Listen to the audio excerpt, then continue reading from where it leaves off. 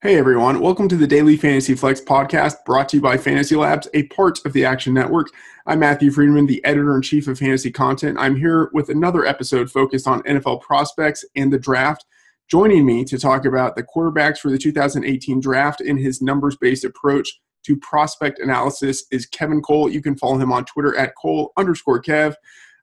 Kevin is the recently hired director of data and analytics at RotoGrinders, and a few years ago, Kevin and I started the Numbers Game podcast at RotoViz, and Kevin would just go on these epic rants about whatever stupidity he saw happening in the NFL at the moment. So it's a reunion show of sorts, and I'm very much looking forward to his rants in this episode. Kevin, how's it going? It's going good. Hopefully I can bring some. I mean, luckily for you, draft season, or we're not really into it yet, but it's almost the height of stupidity as far as what's being talked about out there. So I think a good one that we've heard this last week is that it's the receiver's fault they can't catch Josh Allen's passes because he throws it faster than any human being can do. It's not humanly possible to catch him, so it's not his fault. So you should still draft him number one, even though receivers cannot physically catch his passes. Well, exactly. It is their fault that they weren't honored to play with quarterbacks who could throw as hard as he can. Yeah, exactly. I mean, it's nothing to do with accuracy. Right, exactly. So, oh man, I can already tell this is going to be good. So just kind of preliminary, you've been at RotoGrinders, I believe, for a couple of weeks, maybe a month. How's stuff going over there? And what are the basic things that you are doing as the director of data and analytics there? Yeah, the title, I mean, what I'm really doing is a lot of the modeling work. So it's more kind of similar to some data science work that I was doing outside of sports in the past. So it's going to be refining and improving a lot of the modeling there, digging into a ton of data that they have on results and things that have gone on in the past, and looking back at past slates and tournaments and other things to try to see what sort of actionable information can be picked out from there. And it's just, and a lot of, predictive modeling in a lot of different ways. I mean, obviously focused on DFS and helping players kind of take their game to the next level. Mm-hmm. All right, so let's start talking about quarterbacks, and I want to ask you a question. It's the same question that I asked Matt Waldman first, and so when I think the reason why I'm asking this will become apparent in the question, but I think it's incredibly hard to scout quarterbacks. I think it's harder to do that than to scout running backs or wide receivers, and maybe in asking you, I'll replace the word scout with evaluate or analyze. But what do you think is the key to evaluating quarterbacks successfully? And then going along with that, what do you think is the key for quarterbacks transitioning from college to the NFL? Yeah, a lot of these questions, I'm going to have a very different answer than a lot of people will. I mean, I build into all the models, draft position or expected draft position, because that, in a way quantifies a lot of different factors all together into one, things that I don't quite understand. I mean, I'm not a former quarterback. I'm not a former scout. All those different things are very difficult to get. But what you can get is when you combine draft position with other attributes, you can see that there may be some things missing there, and that's where you can refine off of. So, clearly there are big picture things like, how accurate someone is, how efficient they are. I think it's not concentrating on the counting stats. It's more concentrating on the efficiency stats, and that's a big area of sports analytics generally. And then, it depends on what part of the draft you're looking at, but there's definitely been a lot of big hits of quarterbacks who can gain value with their legs. Guys who've been taken later in the draft. I mean, even though Colin Kaepernick, of course, is not playing anymore, but guys like Kaepernick and Russell Wilson and some other guys who were later on. I mean, Tyrod Taylor, guys who've been able to at least give them a very solid floor, and that seems to be something that's not really reflected in their draft position, where everyone's concentrating on who could be that franchise kind of prototypical quarterback, as opposed to who's a guy that can really just add value at the position much better than a replacement level guy. So you mentioned there guys who can add value with their legs, and especially from a fantasy perspective, that's something that a lot of players look at to see that they can get a high floor.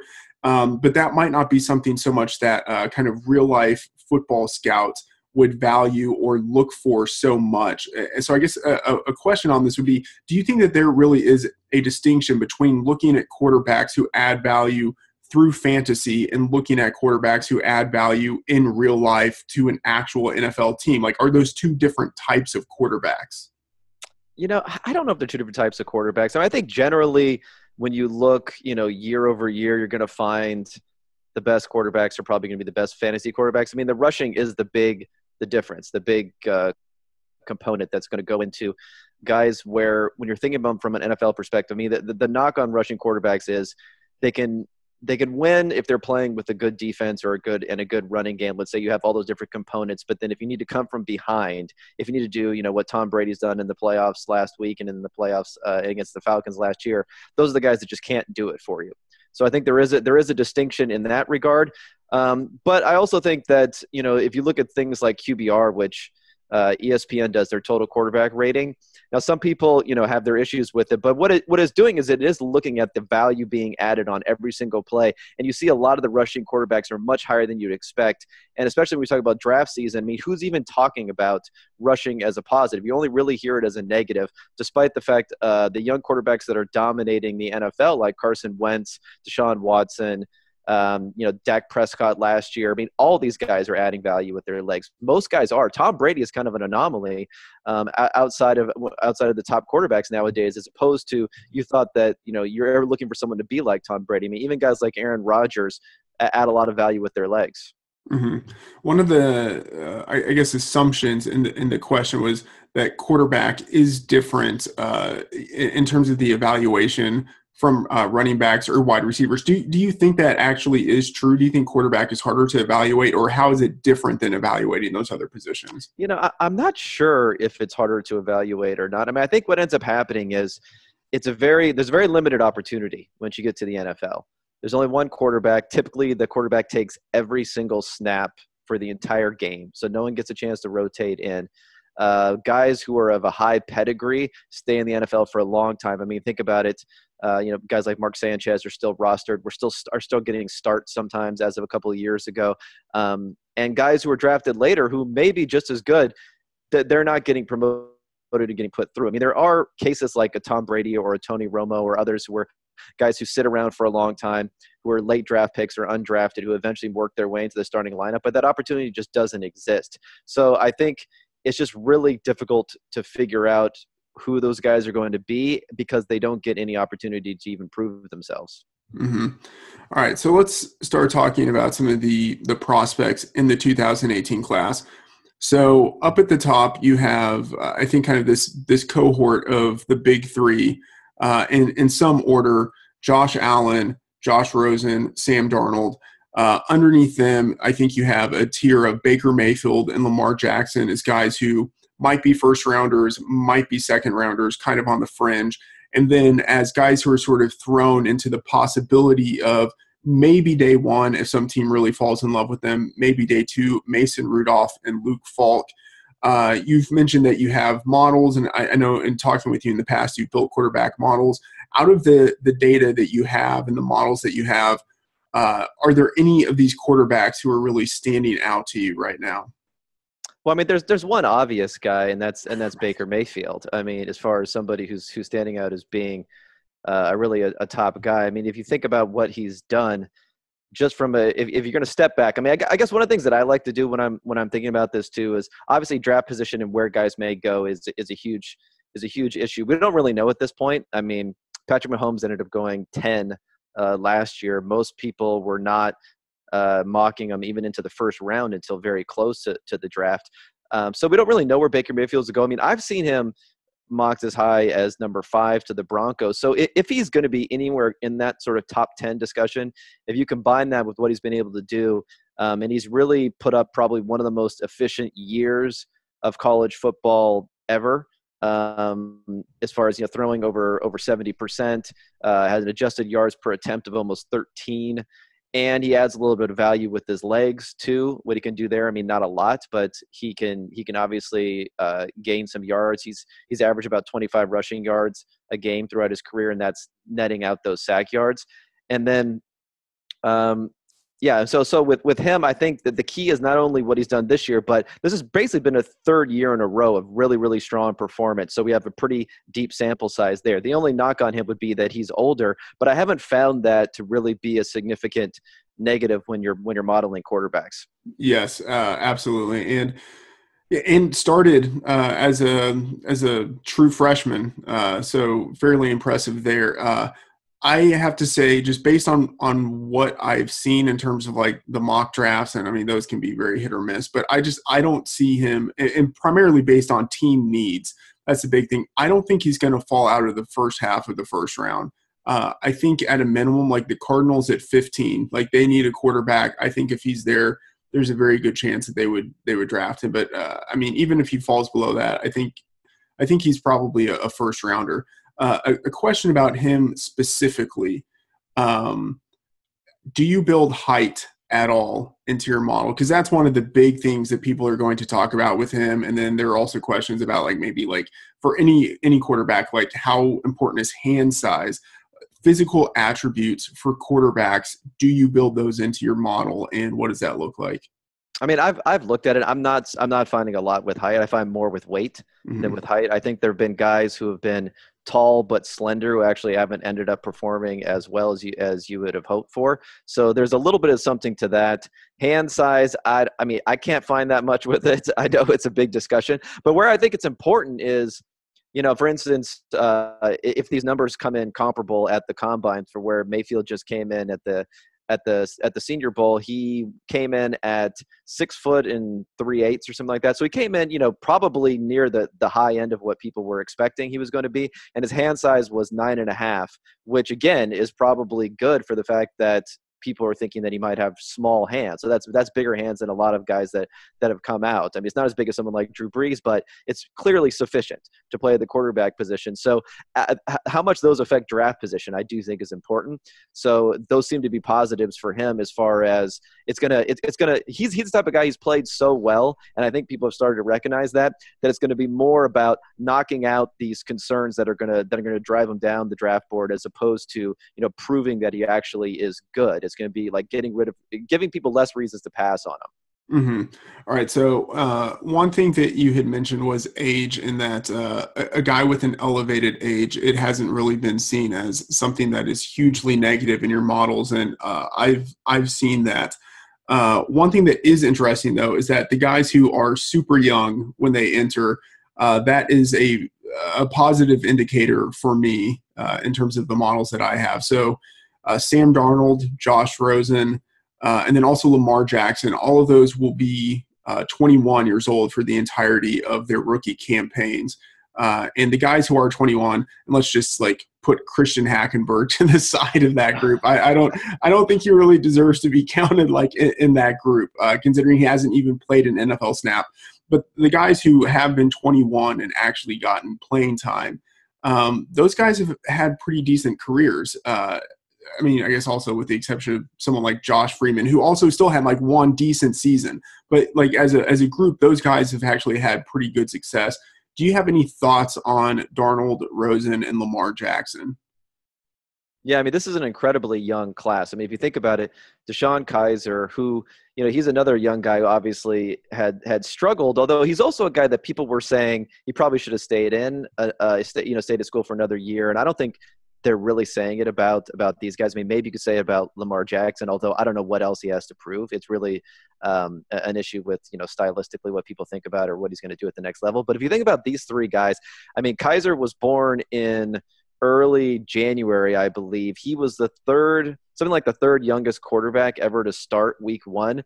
Rosen and Lamar Jackson were born in February, so they'll be a month younger than he is. Darnold was born in June. So he'll be by far the youngest quarterback ever to start if he were to start. So this is a very, very young quarterback class. And I think it's impressive, especially when we talk about, you know, someone like Josh Rosen, where he was the number one quarterback, or, you know, however you think about high school ratings, coming out of high school. You know, he started his semester early. He's kind of been on this track for a while. I think it's kind of similar to Deshaun Watson in a lot of ways, as far as being the number one guy coming out, starting early, being the guy, you know, finishing in 3 years, wanting to get out of there. So I think it's impressive where you're able to extend that excellence all the way back from high school till today. Mm-hmm. You mentioned Lamar Jackson and that the issues with him are more stylistic as opposed to maybe he's too young. I mean, the youngest Heisman winner ever, that doesn't sound like a bad thing. The issue with him, I guess, twofold, but one is that he hasn't displayed a great deal of accuracy just based on completion percentage. But you would say that he's maybe counterbalanced that with just unreal rushing production. However, that potentially could be a knock on him, and this is maybe something to do with sample size and things like that. But we haven't really seen a hugely successful rushing quarterback like him be able to transition successfully to the NFL. Do you have any thoughts on him? Yeah, it's something that I've dug around a lot on to try to get an answer. I mean, I don't have good enough stats where I can segregate out like scrambles versus called running plays and things like that. But you have found that, at least going back, I looked at some of the QBR numbers that are being run on college quarterbacks. So there have been quite a few, running quarterbacks end up doing very well from that calculation. But you find consistently that the ones who do not translate over to the pros, I mean, number one, they're not drafted very high. So, but let's forget about draft position. The guys who don't translate to the pros are guys who are getting almost too much of that production from rushing. If you think about someone like Lamar Jackson, his pass to run ratio, at least what's classified as a run, is about 2-to-1, as opposed to some other successful quarterbacks who come into the league has been more like a 4-to-1, 5-to-1 sort of ratio. So he definitely is running a lot, and that's been a problem. I mean, I think you could say that even guys like Marcus Mariota, where it probably wasn't seen as concerned with him at all, now he's starting to show some signs of having some problems. So I think people are very concerned about that. And he does at least have that statistic of the reliance on running is very high, whether that's something that's a coaching issue, whether he's scrambling too much, because that's what people say, but I don't really have numbers to prove that he is bailing out of the pocket and running all the time as opposed to just being called runs. So based on the data that you have now, and let's say we can project him for maybe like low first round to the like middle of the second round, something like that. Do you think that Lamar Jackson can be a successful NFL quarterback? Yeah, I mean, I definitely think he can. I mean, like I said, there are guys who have done particularly well. I think it's more of an issue of longevity. You haven't seen longevity out of some of these running quarterbacks. It's been a very strong start at the beginning of the careers. And, we're dealing with such a small sample that it's very difficult to tell what ends up going wrong. But whether it's Robert Griffin or Colin Kaepernick or guys like that, those have been guys who are running a lot when they were in college, Kaepernick in particular. And they normally end up being successful earlier in their careers. But, whether it's – I don't think it's necessarily defense is catching up with them. I think they want to kind of mold into more of this franchise quarterback role eventually. I mean, there are stories about them not wanting to run and do stuff like that. And when they stop doing that, it becomes an issue. So I think that he could be successful right out the gate. It's just an issue of longevity with those guys. Mm-hmm. So I did a mock draft for FantasyLabs recently, and I have 5 quarterbacks going in the first round. The one we haven't talked about yet is Josh Allen, which, I mean, it just befuddled. I have him going number 1 overall, not because I think he deserves it, but because I think the NFL in some part is that stupid. And then particularly you have the Browns with general manager John Dorsey. He likes, just historically, if you look at the types of quarterbacks he's drafted and or the type of quarterbacks he's scouted, he seems to like sort of like boom or bust project type of quarterbacks. I understand that he has that big frame that everyone likes and apparently has a really strong arm. He's totally inaccurate. In junior college, he completed less than 50% of his passes, which is just unreal. Like, that's unfathomable that someone's talking about someone who did that as the number 1 overall pick. But it's out there, and lots of scouts are talking about him as a guy that no doubt is going in the top 5. I can only imagine what your numbers say about him, because they're probably similar to what my numbers say about him. But what do you think about him? Yeah, I mean, it's not good. Clearly, there's an issue with efficiency. There's an issue with accuracy. I mean, he had an okay year last year, but then he really kind of took a step backwards this year. I mean, I think, okay, one of the ways that I want to look at it, I mean, there was a big, everyone was slamming Paul DePodesta on the Browns because he said that Carson Wentz was not a top 20 quarterback. And I think he either kind of misstated or he was stating it incorrectly. I think you want to say, what is someone's range of outcomes? So it's not that Josh Allen can't be a great quarterback. I mean, if you were to comp him against historical numbers, although he's going to get the benefit of the fact that he plays in a much friendlier era. People like Brett Favre's numbers were awful. Okay, Brett Favre was like a 50% passer in college. So you could say that Brett Favre is within his range of outcomes. The problem is you have Brett Favre and then you have, 20 guys who stink. So the chance, so he could be Brett Favre, but it's much more likely that he won't be. So it's whether you want to use that high draft pick on someone who most likely is going to bust, even if they have that sort of ceiling. I mean, you could say it was somewhat the same with Carson Wentz. I mean, Carson Wentz had some pretty good numbers, but I think the thing with him was he was coming from an FBS school. You didn't really know that. You didn't really have that much of a sample, things like that. So again, but they have that sort of prototypical frame and arm and all those things. And I don't doubt that translates to upside. It's just you're taking on a whole lot of risk.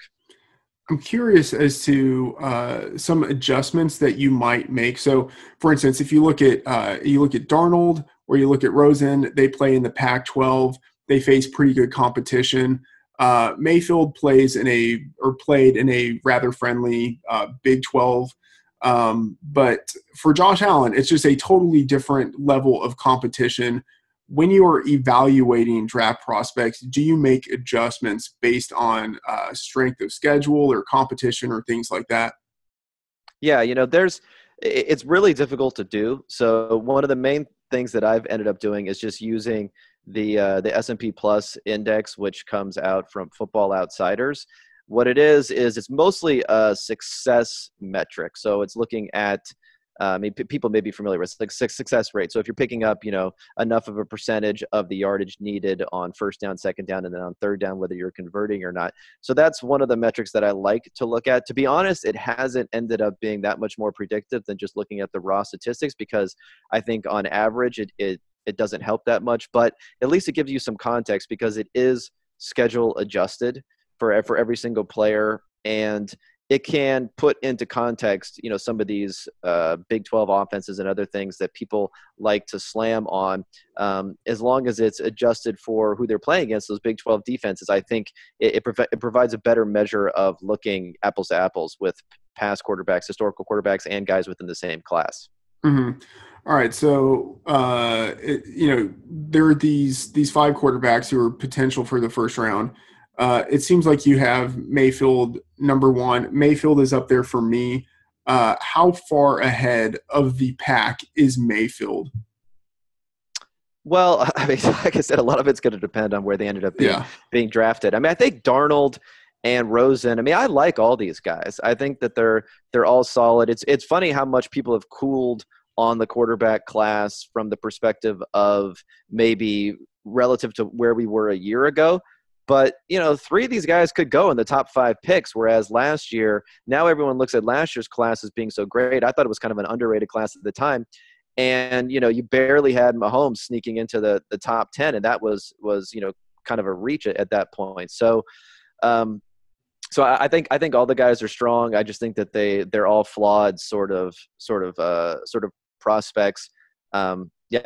So just nobody's perfect, essentially. There isn't a guy coming out this year that you can point to like, an Andrew Luck or someone like that who was, obviously he hasn't ended up having the greatest career, but as a prospect, he was so solid coming out. Mm-hmm. Okay, so I have a kind of hypothetical question here, and I think I'm going to end up writing an article on this, but I'd like to get your thoughts on it. And actually, so correct me if I'm wrong. You actually interviewed with the Cleveland Browns last offseason, right? That is correct, yeah. Yeah. So if you were a decision maker with the Cleveland Browns, you have the first pick, the 4th pick, and then you have the first pick of the 2nd round. Would you think about taking 2 quarterbacks? Okay, I mean that's a tough one. I get the theory of it, that you might as well just double up. I guess you have to have faith that you can see out something like that, because you're going to have essentially one of those quarterbacks is going to, at some point, you're going to have to declare it a sunk cost and just get rid of one of the 2 quarterbacks. So I feel like it's very difficult to do unless everyone in the organization is on the same page. I mean, I could see it working out, but I think with this class, it might be better if you're saying we're going to use 1 and 4 as opposed to even using the 2nd round pick, because that pick would be at such a disadvantage that I'm not sure it would work that well. Okay, so let's say the number 1 pick and the number 4 pick. So let's say that the Browns really like Josh Allen. They take him number 1 overall, and they're sitting at 4 is either Darnold or Rosen, and they pull the trigger. I mean, do you think it would be viable to go with this situation like that, and then you just let them battle it out? You keep the other one as a backup and as sort of the motivation for the starter always to be at his best, because he knows that there is another guy right there behind him who could start. And then eventually whoever loses, the theory could be that within the league might still value that guy as a potential starter on the idea that he would have been developed by Hugh Jackson on the bench for 2 years. I mean, do you think something like that is possible? I mean, it's probably, like I said, just because the entire, I mean, if it's one person who is controlling it all that had the right attitude, then it's probably possible. It's probably not possible just overall. I mean, obviously I haven't been part of an NFL team. I don't know how much these guys really stand out in practice.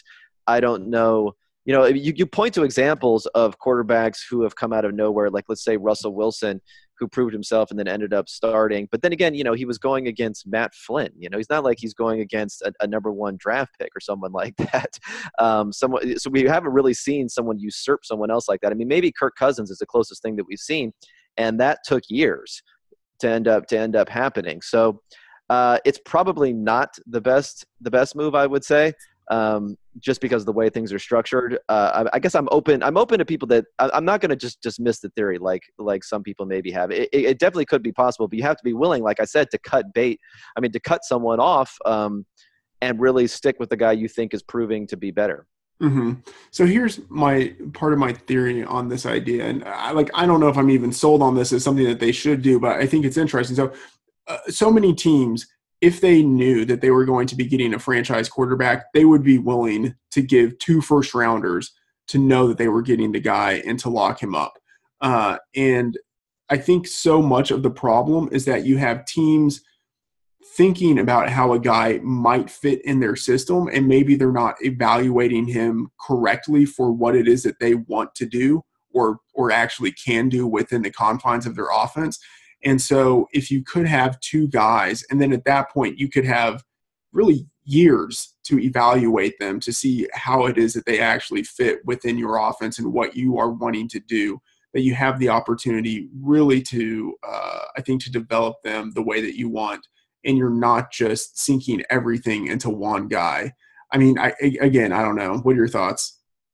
Yeah, I mean, maybe, but I guess you could say, why not just draft one every year instead? I mean, that could be more of another thing. I mean, I don't know how much this development really plays into. I mean, there's only so many first team reps to go around. There's only so many game reps to go around. I mean, you hear these stories, like for instance, when Tom Brady came in, their other backup quarterback, which the name escapes me right now. There's some people saying, "Oh, we knew Tom Brady was going to be great," and there are other people saying, "We didn't know if he was any better than the other guy." Quite honestly, he just got in there, and then he ended up proving himself. And nothing, I don't think anything compares to game reps. I mean, you can look at a situation with Deshaun Watson earlier this year where they were hemming and hawing about should they play him or should they not. Tom Savage knows the system, and then you get him in there, and he's electric. So I think another problem is practice probably does a poor job of replicating game what the pressure of what's actually going on in the game, and it definitely does a poor job of highlighting guys that can just make things happen, especially when it comes into moving in the pocket or running the ball or doing things like that. So that's why I think it's tough with 2 guys, because you're never going to get enough in-game snaps for both of them to make a good decision. Mm-hmm. One theory that I've read is that the idea that you could draft Josh Allen as long as you are intending to bench him for a year or maybe 2 years, that he's a developmental guy who has a lot of upside. And if you can put him behind someone like, I don't know, like Alex Smith or something, like give him the Patrick Mahomes treatment or something, then you are greatly increasing his chances of success. And I mean, there's some anecdotal, I wouldn't even say evidence, but some anecdotal inkling that this maybe could work, because you can look at someone like Aaron Rodgers, who sat for a number of years. Tony Romo sat for a number of years. Carson Palmer didn't play for the entirety of his first season. I mean, Jim Kelly, like going back to like the 80s, like it was fairly common for guys to come in the year, Roger Staubach to come in and sit and sort of learn from the bench and then play. Do you have any, but we haven't seen that happen in a while with a lot of quarterbacks. Do you have any, I guess, data as to whether or not that is a better approach, or any instinct as to whether that's actually something that's important, or do you think it's all just kind of about the same? Yeah, I think it's about the same. I mean, there's no evidence that it hurts, I would say, a quarterback's development, because like you said, you've had some of the best quarterbacks ever be able to sit and then play well. So I don't think there's any evidence that it hurts. I don't think there's much evidence that it helps either. I mean, it's all tied into the fact that head coaches want to win today, or this Sunday, more than anything else, and they are in control of who is playing. So they're going to play the quarterback that they think gives them the best chance to win. And it just seems like quarterbacks, whether it's the fact that they're getting prepared earlier, or the fact that there aren't maybe that many great quarterbacks that they're playing behind, did they just play earlier today? So normally it's a bad sign if someone's not playing, only because that probably says something about how they're performing in practice. And there's a spectrum to that. Obviously, the guys sit behind great quarterbacks. I don't think, there should be worry about Pat Mahomes because he sat behind Alex Smith because Alex Smith was playing so well. And then the other end of the spectrum, you have the Christian Hackenberg, and we don't even know if he exists at this point. All right, so Kevin, this has been a lot of fun. I think one last question here. Let's fast forward to the fall. Let's say there are 5 first-round quarterbacks, and somehow, amazingly, all of them are day one starters. Out of that cohort of guys, which one or which two do you think immediately could be fantasy assets, guys that really should be on fantasy teams and could contribute to championships? Well, I mean, I think Lamar Jackson, since he can run, and he could probably be pretty successful right out the gate. And then I would just say he and Mayfield, because obviously, like I said, he has a pretty long track record, Mayfield, as far as production. I think Allen would probably be the worst. Maybe Darnold second worst. I don't know. It's tough to say. He turned over the ball obviously a lot, but he is someone who can also move. So maybe he would be above Rosen. It's really tough to say. You have some quarterbacks who have come in and have played really well despite the fact that they can't move. Like Matt Ryan is probably one of the more recent examples of a rookie, even though it's not that recent, who has come in and played pretty well. But it's fairly rare. So I think Rosen has a disadvantage as compared to some of those other guys in that regard. All right, I hear you. Anything else that you want to touch on or talk about in terms of like your work at RotoGrinders, or just some of the analytical work that you're doing? Well, I mean, I think as we get closer to the draft, we're going to have a lot more information from Combine and other bases. So it's going to be really interesting to see how people approach the number side. I mean, I obviously Mel Kiper, we've had his stats are for losers. So of course, Bill Belichick has pretty much said the same exact thing, and we know that that's just a lie because he uses a lot of that in what he's doing. So I think it's going to be interesting to see what this discussion ends up being. I mean, people are starting to like Mayfield a lot, and I think it's going to be really interesting to see how people's perceptions shift, because I've seen quite a few people say that they like Mayfield much more how he played last year as opposed to the year before, when he basically was the same exact player, at least from a stats perspective. So it's gonna be interesting to see how perception ends up shifting in the next couple of months, and then hopefully I can get some more information from the Combine, and then better draft expectations to see what we really can expect from these guys. I lied. I do have one more question here. So you mentioned people liking Mayfield, and you mentioned Mel Kiper there. It makes me think that recently he did a mock draft. He put Josh Allen at number 1, and I think he actually sincerely has Josh Allen as the number 1 quarterback prospect on his big board. And so it makes me think you used to work in finance, and I think you're very sharp when it comes to looking at the value of assets and thinking about risk versus reward. And it makes me think of someone like Kiper, just looking at this guy who clearly has, let's say that even the upside with him is huge and there could be a big reward. It just seems like there is so much risk. Can you, I mean, if you have any thoughts about balancing risk and reward within the models and within prospect evaluation? Yeah, I mean, it kind of goes back to what I was saying about the making this binary declaration of whether or not someone is a top 20 quarterback or not, and that being the wrong way to look at things. I mean, I think everything is about a range of outcomes. So it's not that Josh Allen can't be successful. It's not that Baker Mayfield definitely will be successful. It's that, you're giving yourself a greater chance of getting someone who's going to be a solid starter if you're drafting Mayfield than if you're drafting Allen. And I think that's what you have to be able to risk against it. And when the Browns passed on a couple of different quarterbacks, I think they just felt like the downside was a little bit too big, even if the upside was definitely there. So there are a few different components of that. I think modeling with stats is one thing. I think building comp lists, and that's something that I also do is I look at stats and I try to build comp list for different quarterbacks. At least it gives you a much better idea of, okay, here's a range of outcomes. And like I said, for someone like Josh Allen, yes, you could say that Brett Favre is in there, but the rest of the guys are not going to be guys you're going to want to look at. And that gives you a better idea of what you can expect, not just this one particular time, but if you were making that decision 100 times, how often do you expect to be right about it?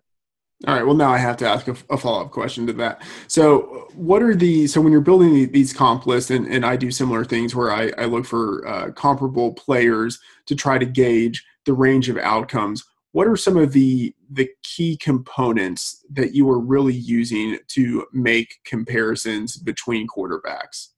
I mean, expected draft position versus, actual draft position. We're talking about guys who are in the past is going to be one of the biggest things.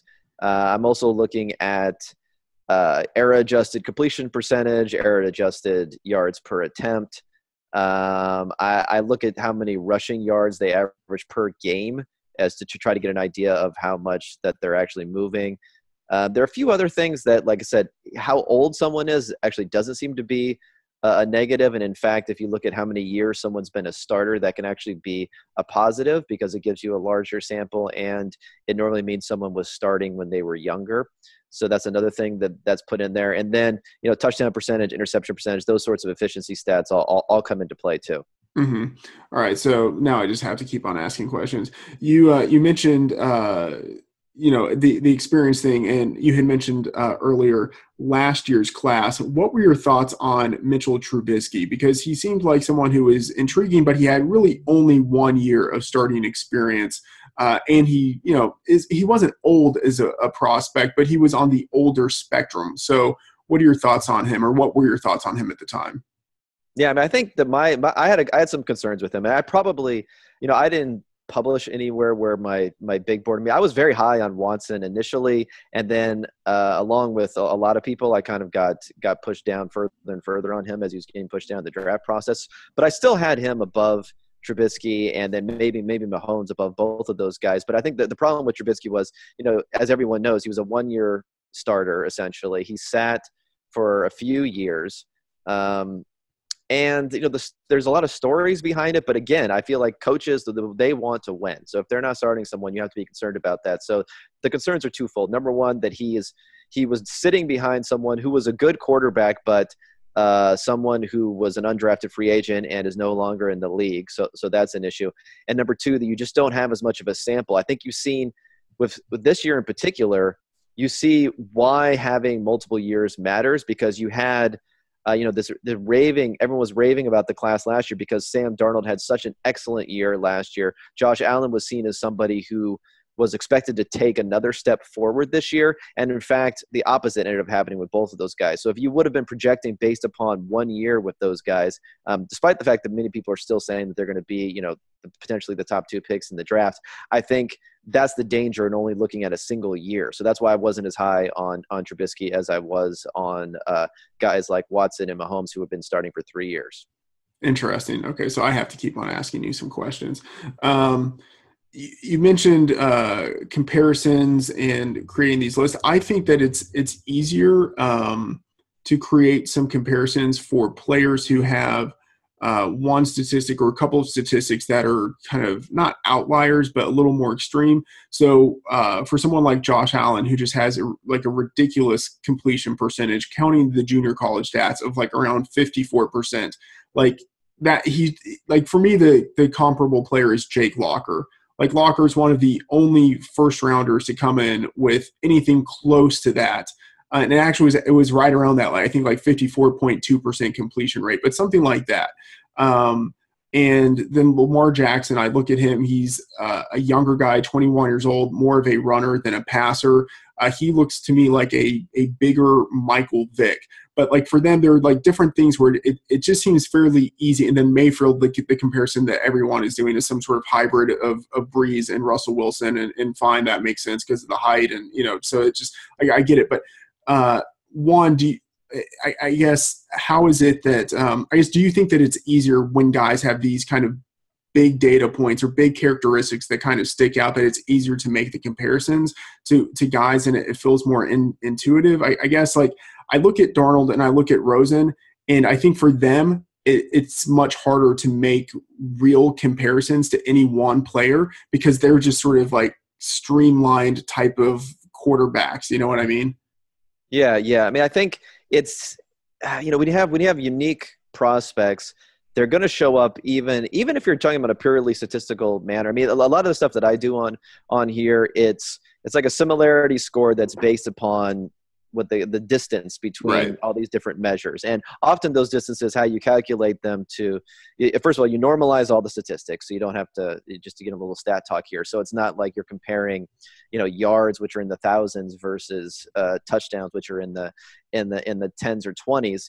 And then you're comparing all those. So you're doing this kind of like square distance, the square root of the differences of the square distances. And what you end up finding is, if someone is really far off in their own category, that ends up having a huge weight on something like a similarity score. So like you're saying with Josh Allen or something like that, if they match up very closely on one particular attribute, and that attribute is something where they're both off of the traditional kind of distribution where you'd see for a quarterback, then those guys are going to match up. And I think that's good because it can point them out. But then again, you're getting into some sample issues where you're really kind of cutting off from the rest of the guys. And I think that's another reason why you should be concerned about drafting someone that you don't know about. I mean, even if they match up really well with one guy who ended up being a success, to me, that still is more of a negative than if you had a quarterback who matched up really well against 15 different quarterbacks and maybe only 40% of them were successes. That might still be the better quarterback play to go with because you should have much more confidence around the fact that they have, a 40-50% chance of being a starter, as opposed to you're kind of writing everything on the fact that they're going to match up perfectly with this one potentially successful player. Okay. This was so much fun. I feel like I should ask you one final huge, like, encompassing question, but I don't know if I can think. I guess here's the question. So you are picking number one, theoretically. Do you go with a quarterback, and is that Baker Mayfield? Like, would you actually take a guy who's like under 6'2", like, under 6'1" even? Do you take that guy number one overall? I think so. I mean, I know it's not something that is popular by NFL standards. I just think that he's got enough going for him now. I mean, it depends on who's asking the question. I mean, PFF, a lot of the work that they do isn't going to necessarily translate into an analytical framework, but they are looking at every single play, and they seem to grade him very highly. So that's at least one sort of data point. I don't think there's anything to point to the fact that short quarterbacks have done more poorly than you would have hoped for based upon where they drafted. So I wouldn't be that concerned with it. And, clearly he's proven that he can do it. And I think as far as who do you draft at the top of the draft, it's all a opportunity cost sort of situation. I mean, last year, obviously the Browns ended up going with Myles Garrett. And I think it was because the thought being that Garrett was such a unique prospect for a defensive end, for an edge rusher, that the uniqueness that you would be giving up at quarterback is less than you would be giving up at that position. So that's the reason that they chose to do it. This year, I don't think you have that. At least from what I hear, you don't really have that. So I think this year, quarterbacks are going to end up maybe getting drafted earlier just because there aren't as many great prospects up there. So it seems like a no-brainer to me to take a quarterback at the top of the draft here. And I'm pretty sure the Browns are going to end up doing it. Now, my thought is for what they will end up doing. I don't know if this is the right move or not. And maybe this will actually make it more likely that they'll draft someone like Josh Allen, is I really think they're going to go after Alex Smith to bring him in because they need to win games. I mean, like they can't draft Sam Darnold, have no backup plan. Darnold starting as the youngest quarterback by far ever in history. He goes out there and, you know, he turns the ball over 3 times a game and they're 0-8, and that would just be a disaster from what's happened these last couple of years. So I would be shocked if they didn't bring in someone they felt like that could win games, and then they'd feel much better about drafting someone like Darnold or Allen. And I think it's probably going to be one of those 2 guys at the top of the draft. Yeah, I agree that is part of my theory on this. You know, John Dorsey has been a part of 2 different organizations, first with Rodgers and then with Mahomes, that drafted a guy in the first round and then just sat him on the bench and was totally fine doing that. And, you know, he did it with Alex Smith. So, you know, he might do it again with Alex Smith. I guess it's just a question of whether Smith would want to go to the Browns knowing that they might have a guy behind him looking to take the job in a year or 2. Well, I don't really have a choice, right? I mean, he can just get traded. So. Oh, yeah, that's true. Okay, one more question that is a little more meta talk. So you are now full-time in the industry, and again, congratulations on that. Thank you. It's, you know, it's interesting that we had a podcast like 3 years ago, and I mean, I don't know if either one of us at the time was really thinking of trying to go full-time in the industry. I mean, maybe it was sort of like a dream of something that potentially could happen. And, you know, I went more the route of continuing to write articles, and you went the route of, you know, learning how to create, you know, like data modeling, which was really smart.